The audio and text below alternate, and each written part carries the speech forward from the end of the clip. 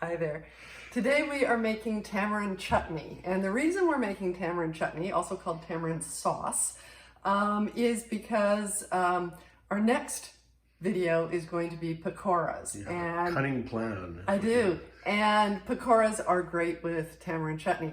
The thing is, though, you'd probably be thinking to yourself, well, I'm not sure I'm going to make pakoras. I'm not sure I'm going to make pakoras. And so then why would I want tamarind chutney? And the reason for that is it makes a great dip or a glaze for meat. You can use it pretty much anywhere you'd use barbecue sauce because it's sweet and sour at the same time with a little bit of spice. So much like me. Yeah. So it's a lot like a barbecue sauce. It would be a great dip for chicken wings. You could dip your fries in it. You can, like I said, glaze meat with it. You can use it anywhere you would, maybe on a sandwich, you know. It might be good actually like Branston pickle in the UK, where a ploughman's lunch, where you would have a sharp cheese? cheddar cheese with this deep, because I know that there's tamarind in Branston pickle. So anyway. And HP. We're just going to go in on this. It's a sweet, sour, lovely sauce / dip. And let's just make it because it's super easy. We're going to start with, we've got some neutral oil here. In our case, that's sunflower oil. It could be peanut oil, avocado oil, canola oil, whatever your jam is. We have several spices here. That is powdered ginger, fennel seed, cayenne, garam masala. Took me a second there.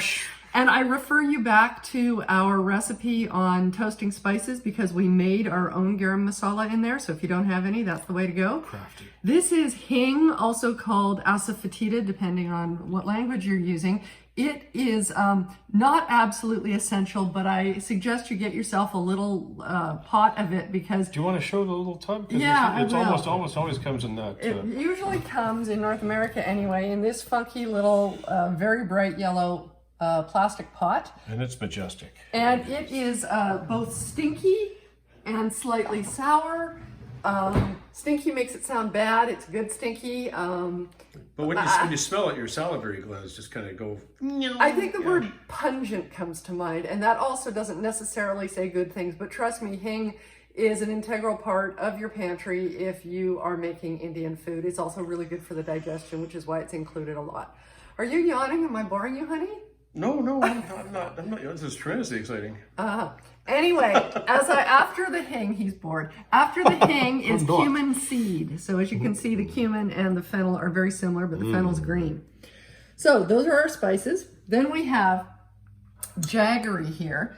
And I was a little bit short on Jaggery. If you don't have Jaggery, you can use regular sugar here. Although if you have brown sugar, that would be better than white sugar because Jaggery is palm sugar.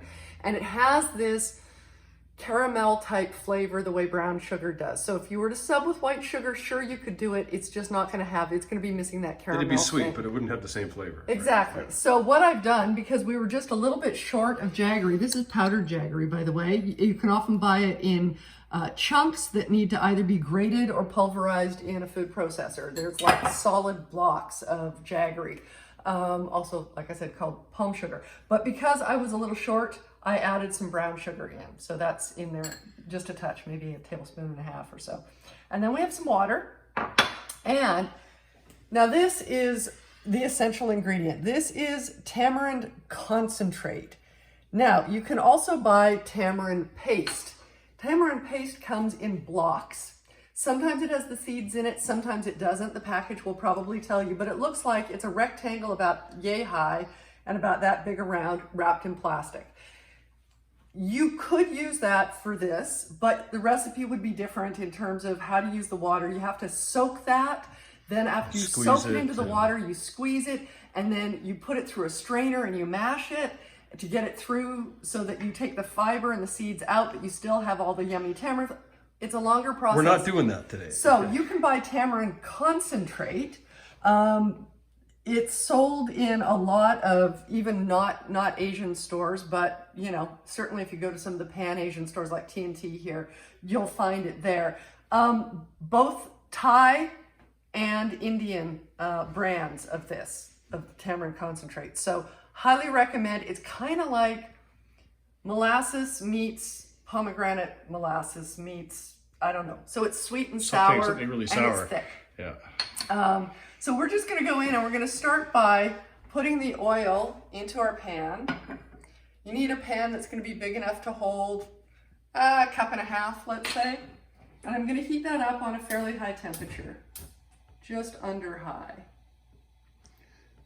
And get the oil hot. And then we're going to toast the spices, and not for very long, because if you followed the masala recipe, in that we were using whole spices that we then turned around and ground. We're not grinding these, and some of these are already powdered. Once your spices are powdered, you can't toast them the same way for the same amount They'll of just time. burn, They'll right? burn. Yeah. So what you need to do is just do a quick kind of releasing of the essential oils that are in there. So how do you stop them from burning once they're in there? Do you just put water in You there? put the water in, or take it off the Right. heat, But right? water will stop it instantly. Yes, it will. Okay. So we're just waiting for the oil to heat up in there. I probably could have done that first. What else can I tell you about? So tamarind comes in pods. It looks kind of like, well, if you've never seen vanilla grow, then you're not, but they're very cool, funky pods. And that's why when you get tamarind, the block of tamarind paste, what's in there is the flesh and the seeds minus the outside of the pod. They look like big brown scarlet runner beans almost. They do, Yeah, kind of, except as you said, they're brown. Yeah. Okay, so you can see I've got, in fact, I might have that up a little too high, so I'm gonna turn that down a touch and let that smoke. I think that's from the outside, not the inside. Because it's not, yeah, anyway. In that goes. Give it a stir. Little stir just to make sure, whoa, already the scent there, right? Just to make sure that the spices come in contact with the oil, and then I'm going to immediately add the water. Oh, it smells good already. Doesn't it? It's the spices, and I'm turning it back up again. Spices hitting. A little bit of chili there for the old man. Oh, boy. Really? Oh, yeah. No, I the got wind it over just here. must have been blowing that way because Yeah. there's just a It's a- teensy bit of cayenne in there. Okay. Put up my nose. So I'm gonna add the sugar, the Jaggery and the sugar in there. Go, Mick. Oh, sorry. that's bad. Give it a stir. That's going to dissolve pretty quickly, and then I'm going to attempt to scrape this out. I oiled the dish first in the hopes that that would, Oh, yes. and it Well actually done. did help. Well done. Because this stuff is sticky.